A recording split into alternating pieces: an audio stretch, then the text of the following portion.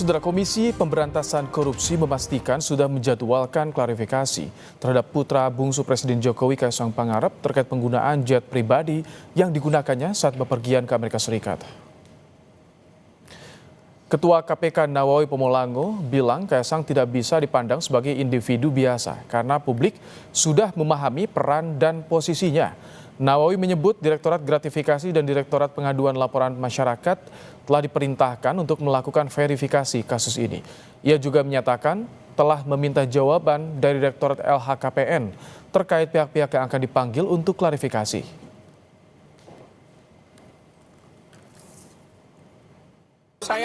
Direktur saya memberi jawaban bahwa mereka sementara menyiapkan penjadwalan untuk klarifikasi dimaksud. Itu saja.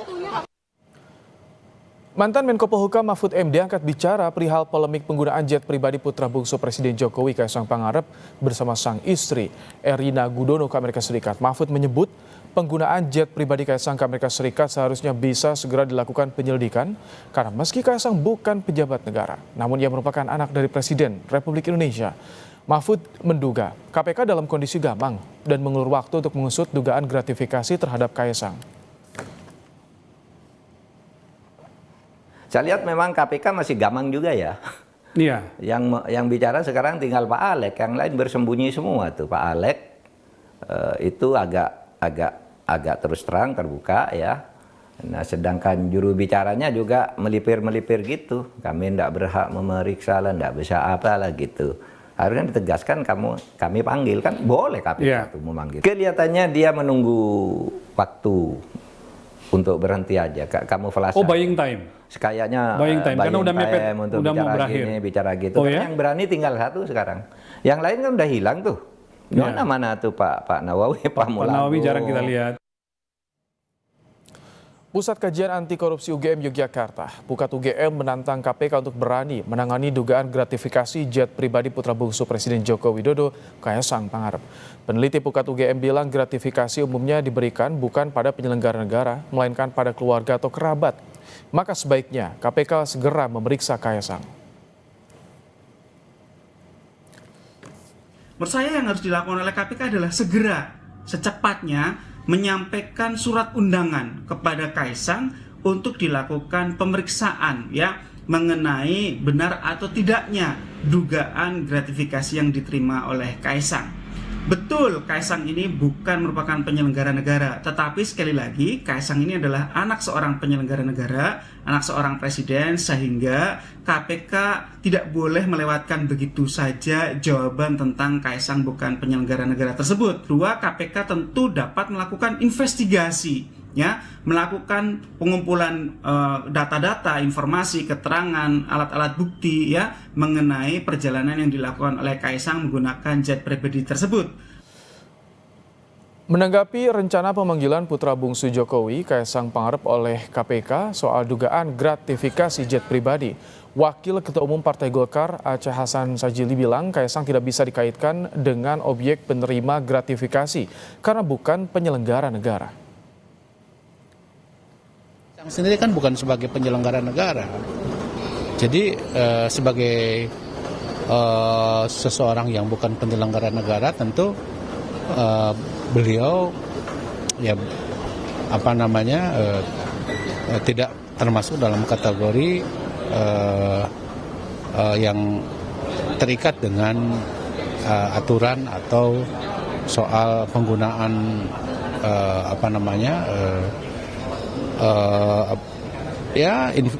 sesuatu yang sifatnya misalnya bisa mengikat kepada para penyelenggara negara itu. Pemanggilannya sekiranya akan dipanggil KPK menjadi tindakan yang aneh atau seperti apa? Iya, kita kembalikanlah kepada aturan yang berlaku. Ya. Sejak viral konten pelesiran ke luar negeri menggunakan jet pribadi, Kaisang Pangarep dan sang istri Erina Gudono seolah menghilang dari media sosial. Keduanya belum mengunggah konten lagi sejak unggahan terakhir di Instagram pada 17 Agustus lalu. Unggahan naik jet pribadi dan sejumlah unggahan lain yang selama ini jadi sorotan juga sudah tidak tampak di IG Story Erina. Nama Kaisang kembali disorot setelah KPK berencana mengundangnya untuk dimintai klarifikasi soal jet pribadi. Komisi Pemberantasan Korupsi tak kunjung meminta klarifikasi putra Presiden Jokowi Kaisang Pangarep terkait asal-usul pesawat jet pribadi yang digunakannya pelesiran ke luar negeri bersama sang istri Erina Gudono. Sementara makin menguat desakan agar KPK mengusut dugaan gratifikasi bahkan dugaan korupsi di balik jet pribadi Kaisang Pangarep. Benarkah KPK gamang dan apa yang harus dilakukan oleh KPK agar publik tidak menangkap keraguan dalam menindaklanjuti kasus jet Kaisang ini? Sudah ada, saudara, bersama kami Ketua Umum Lingkar Nusantara Hendar Samarantoko dan pengajar hukum di Sekolah Tinggi Hukum Indonesia Jentera, Bivitri Susanti. Selamat petang, Bang Hendar Sam, Mbak Bivit. Petang. Selamat petang. Baik, selamat petang. Baik. Mbak Bivit, tadi kita simak dari Ketua KPK sudah menjadwalkan klarifikasi pada Kaisang. Anda melihat ini progres yang positif yang dilakukan KPK? Kalau memang sudah dijadwalkan ini positif ya, karena memang ini yang kita sekarang belum tahu nih hasilnya nanti di ujungnya seperti apa, kita belum tahu. Tapi seperti yang tadi dinyatakan dengan jelas, publik nih harus melihat apakah ada pilih-pilih dalam penegakan hukum atau tidak. Apalagi KPK banyak disorot. Jadi begitu sudah ada panggilan ini harus sangat serius karena konstruksi bahwa misalnya dia bukan penyelenggara negara kan kita harus kaitkan juga dengan jabatan ayahnya, karena begitulah caranya gratifikasi bekerja biasanya, tidak langsung ke orangnya, tapi sangat mungkin kepada sanak keluarganya, sahabatnya, dan lain sebagainya. Dan jangan lupa Kaisang juga ketua partai PSI, jadi bisa juga kita lihat dari segi itu misalnya. Nah tapi bahwa sudah ada panggilan ya, maka berikutnya yang harus dilakukan adalah secara serius dicari, masa sih anak presiden bisa menghilang seperti ditelan bumi, kan nggak mungkin. Nah jadi jangan hanya panggilan biasa, tapi juga harus secara aktif ditindaklanjuti terus sampai benar-benar ada klarifikasi-klarifikasi yang terbuka juga kepada publik. Jadi publik bisa menilai langsung apakah KPK ini serius atau tidak. Karena kita sekarang wajar saja jika kita punya banyak sekali keraguan, karena KPK hari-hari ini memang move-nya seringkali dipengaruhi oleh keputusan-keputusan politik.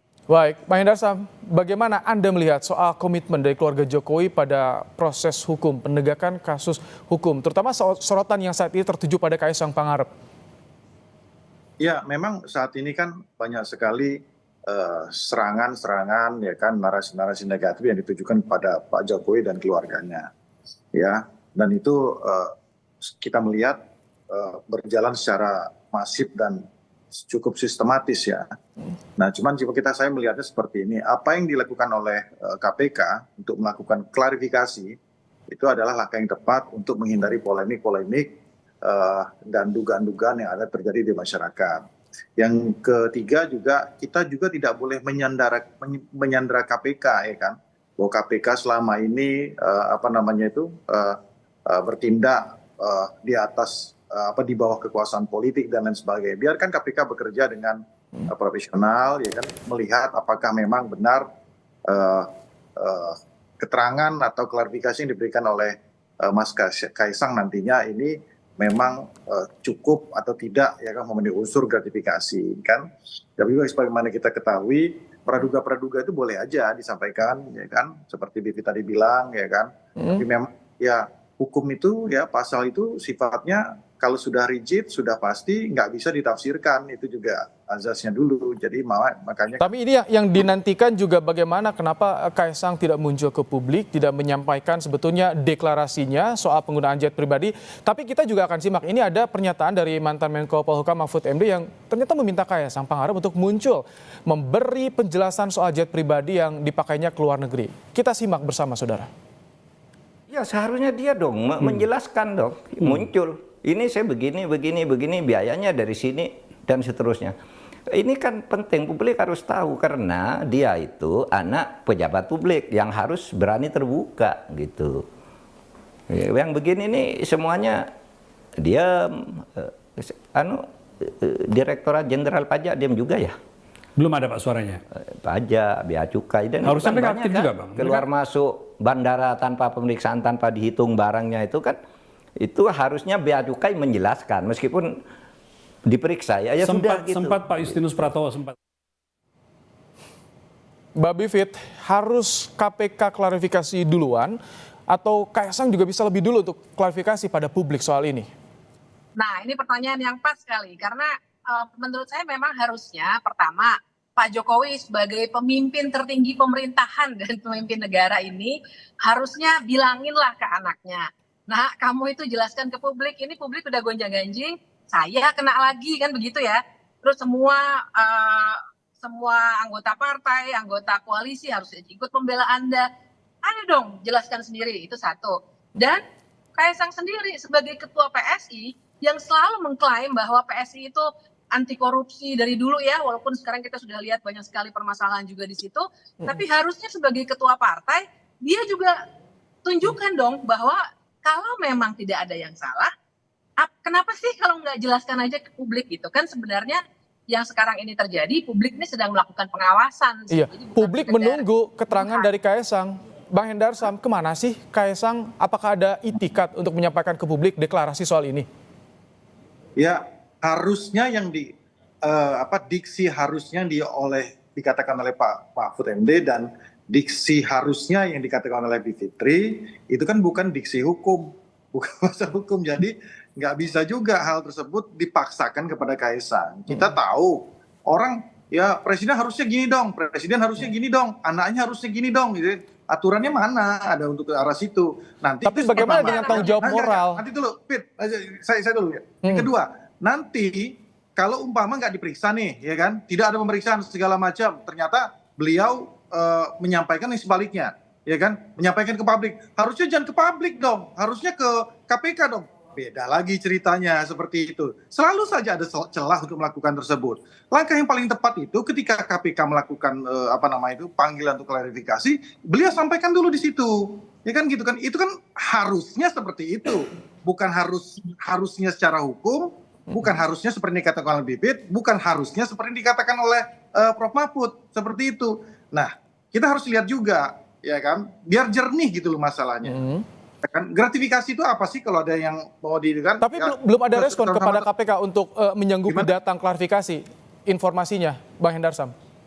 Seharusnya ya sebagai seorang warga negara yang baik, apalagi anak presiden, Mas Kaisang, insya Allah hadir lah. Saya rasa harus hadir, harusnya hadir. Nah itu baru harusnya hadir, bukan harusnya nyampaikan ke publik, kan gitu masalahnya.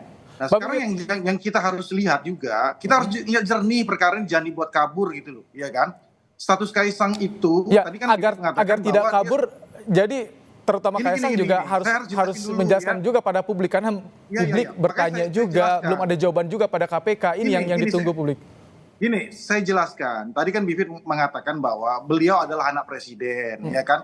Kaitkan dengan masalah gratifikasi. Nah, yang jadi pertanyaan itu pasal 12B ayat 1 Undang-Undang Pemberantasan Tindak Pidana Korupsi itu dikepada penyelenggara negara, kepada pegawai negeri. Itu ya kan? Jadi, ya, sebagai anak presiden, status dia sebagai anak presiden dan sebagai ketua umum parpol, itu nggak masuk unsurnya ke situ. Gitu loh, ya kan?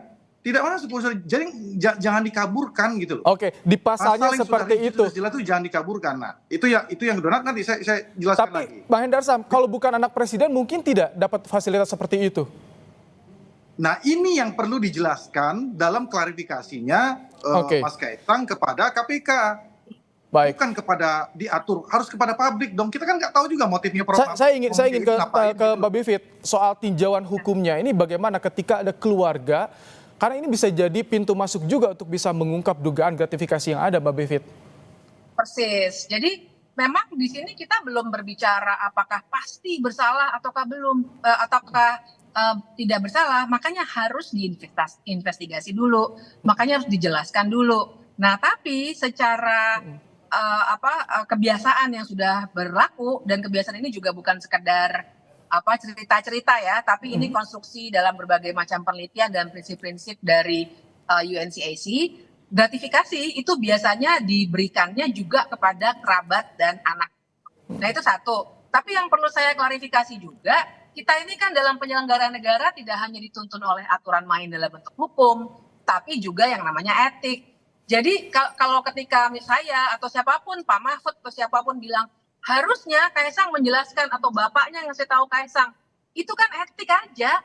Sama aja kayak kalau anak kita misalnya mencuri, kita akan bilang, nah kamu lapor deh ke polisi. serahkan Tanggung diri kamu." jawab moral Kalau sebagai kita anak dari bermoral. pejabat negara. Ya kan kalau Bagaimana? Tanggung boleh jawab saya moral tanggapi sebagai nggak? anak dari seorang presiden, Mbak Bivit. Iya, apalagi anak seorang presiden. Karena pertanyaan Mas tadi betul banget. Seandainya dia bukan anak presiden, apakah dia akan mendapatkan fasilitas semewah itu? Jawabannya adalah sangat mungkin tidak. Kita harus lihat konteksnya dulu. Nah, nanti kemudian yang akan diklarifikasi, ditelusuri sebenarnya apa yang terjadi. Memang gratifikasi itu berbeda dengan suap. Kalau suap, alat tukarnya itu sudah kelihatan. Tapi baik gratifikasi maupun suap, dua-duanya sama-sama melanggar hukum. Kalau Anda Itulah lihat kewajiban dari KPK proses untuk saat ini KPK gampang tidak, Mbak Vivit? Mau kirim undangan aja, maju mundur. Perbedaan jubir dengan pimpinan KPK ada juga. Alex Marwata dengan Tessa berbeda soal ini. Ya, saya kira kelihatan gampang ya, karena selain maju mundur juga sudah termakan narasi-narasi dia bukan penyelenggara negara dan lain sebagainya. Kalau menurut saya sih kita boleh berdebat. Saya dan Mas Hendar ini biasa berdebat gitu ya. Tapi KPK itu penegak hukum. Dia jalan aja terus. Toh yang dia lakukan bukan berdebat. Yang dia lakukan adalah dia investigasi. Dan itu yang harus segera dia lakukan. Jadi buat saya di sini kelihatan betul KPK-nya sendiri gamar. Entah apa yang mereka khawatirkan gitu, entah apa yang mereka bicarakan secara internal, tapi kelihatan sekali kegaman mereka untuk menindaklanjuti kasus ini. Baik, Bang Hendarsam, tadi soal keluarga, karena ada etik juga di situ yang disinggung oleh Mbak Vivit. Tampaknya sambungan audiovisual kami dengan Bang Hendarsam terganggu, tadi sempat keluar sambungan virtualnya. Bang Hendarsam. Iya, gimana? Tadi disinggung soal ini ada etik, tanggung jawab moral juga sebagai anak presiden, Bang Hendarsam. Jadi perlu juga menyampaikan. Iya, memang betul. Jadi saya sepakat juga bahwa apa gaya hidup, ya, glamor dan lain sebagainya itu kan memang harus ditunjukkan bukan hanya kepada para pejabat negara, keluarganya, bahkan kepada public figure. Ya, ini memang harus dijadikan contoh dan panutan kan gitu kan pada masyarakat bagaimana seharusnya para orang-orang public figure ini bertindak kan seperti itu. Jadi kan kita juga harus melihat KPK dalam rangka memanggil itu untuk klarifikasi dan tujuannya kan adalah untuk sebenarnya kalau saya melihat intinya adalah untuk pencegahan atau tindakan preventif ke depannya.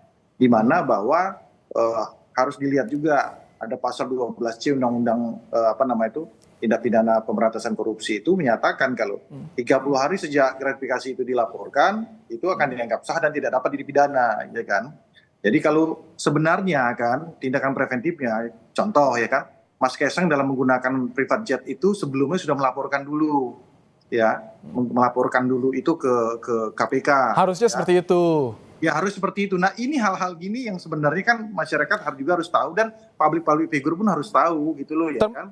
Dan termasuk soal ini juga Bang Hendarsam yang disorot juga soal barang-barang mewah yang diduga tanpa melewati bea cukai dan Ditjen Pajak. Itu juga yang disorot oleh publik. Ya, kalau itu kan kita belum tahu persis ya. Saya kan kalau masalah yang perintilan seperti kita kurang tahu persis. Cuman kalau private jet contohnya seperti itu kan ya. Dan juga harus dilihat kan Mas Kaisang bisa menyampaikan dari mana sumber pendapatannya selama ini, ya kan. Beliau juga sebagai seorang bisnismen juga, ya kan, sebagai seorang pengusaha. Ya, tinggal sampaikan saja. Tapi disorot juga kalau soal bisnis banyak juga bisnis Kaisang yang ternyata tutup, gulung tikar, dan itu dipertanyakan kalau bicara soal itu dari bisnis katanya, Bang Hendarsam. Ya nggak apa-apa, masyarakat itu kan boleh aja kalau udah nggak suka, kalau dicari selalu aja salah. Itu yang jadi masalah gitu. Nah sekarang masalahnya media mana yang paling tepat atau sarana mana yang paling tepat untuk menyampaikan klarifikasinya. Ya kalau kita udah ada panggil KPK ya ke KPK udah. Nanti KPK menyampaikan gitu loh. Terbukti atau tidak, ada dugaan atau tidak, kan seperti itu. Kalau udah nggak suka aja, udah semua salah. Itu dia. Tapi yang ditunggu bagaimana itikat kapan akan ke KPK menjawab rencana pemanggilan yang dilakukan oleh KPK, klarifikasi pada KPK. Mbak Bivit, melihat dari proses ini, apa yang Anda soroti? Ya, sebenarnya kan kita rame-rame media mengangkat, saya juga berkomentar, sebenarnya bukan soal like and dislike ya, saya kenal juga enggak sama Mas Kaisang. Tapi kita semua sedang menyoroti bagaimana penyelenggara negara ini harus dituntun secara berintegritas, termasuk di dalamnya tidak melakukan gratifikasi. Jadi kalau memang tidak ada gratifikasi, ya jelaskan saja. Sebenarnya sesederhana itu. Nah, jadi dengan melihat situasi yang sekarang, kelihatannya memang justru ada upaya memang untuk bersembunyi sementara dari publik paling tidak, karena barangkali ada hal-hal yang sedang disiapkan untuk jawaban. Tapi kita harus tunggu itu, dan menurut saya memang kita harus kuatkan terus narasinya supaya ini tidak terjadi terus-menerus. Ini kalau KPK menyebutnya dalam ranah pencegahan, tapi peristiwanya sudah terjadi, bagaimana? Sebenarnya kalau soal gratifikasi bukan hanya pencegahan loh. Gratifikasi, jadi kan bedanya tuh suap dengan gratifikasi memang tipis. Kalau suap itu kelihatan apa yang ditukarkan, misalnya kebijakan tertentu atau proyek tertentu. Kalau gratifikasi itu fasilitas secara umum. Nah, jadi kalau memang ada aliran dana ataupun fasilitas, sebenarnya itu sudah dalam kategori melanggar hukum. Bila memang terbukti ya, itu memang harus digarisbawahi. Tapi ini bukan sekedar pencegahan. Ini memang penindakan juga yang akan juga punya dampak ke depannya supaya jangan lagi ada yang hal serupa. Tapi terhadap yang sudah berlaku bisa ada penindakan. Oke, selain di KPK, kalau misalkan Kaisang kepada publik menyampaikan, declare soal ini, itu untungnya buat Kaisang apa? Apakah bisa langsung clear masalah ini, tak menjadi bias lagi atau bagaimana? Ya tergantung apa yang bisa dijelaskan, karena gratifikasi itu memang ada rinciannya. Misalnya kalau misalnya waktunya kurang dari 30 hari misalnya dikembalikan seperti apa, atau misalnya apakah bisa dibuktikan keterkaitannya langsung dengan fasilitas yang ia dapatkan dan seterusnya. Jadi memang banyak teknis hukum di sini, tapi sesungguhnya kalau balik ke pertanyaan Mas tadi, Kaisang tuh sebenarnya akan dapat keuntungan kalau dia mampu menjelaskan dengan baik, dan mungkin ini yang sekarang sedang dilakukan makanya belum kelihatan begitu ya. Karena tuduhan memang sangat banyak, dan jangan lupa Kaisang di sini tidak hanya mempertaruhkan nama diri dan keluarganya, tapi Pak Presiden Jokowi dan partainya. Dia ketua partai loh. Baik. Itu yang kita harus tekankan. Bang Hendarsam, ada informasi nggak sih Kaisang di mana sih saat ini? Apakah ada rencana menjawab undangan klarifikasi dari KPK? Kapan?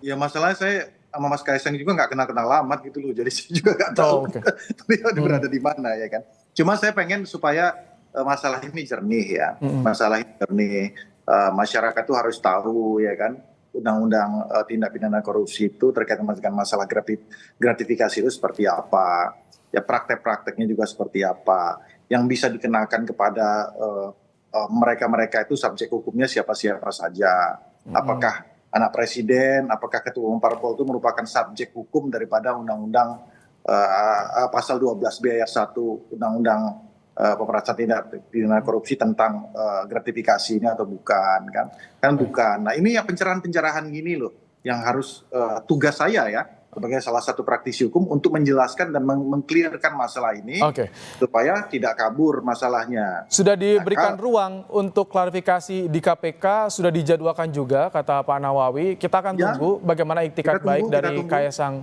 untuk klarifikasi soal ini. Terima kasih Bang Hendarsam, Ketua Umum Lisan. Terima kasih. Dan juga Mbak Bivit. Terima kasih telah bergabung di Kompas Petang sore hari ini.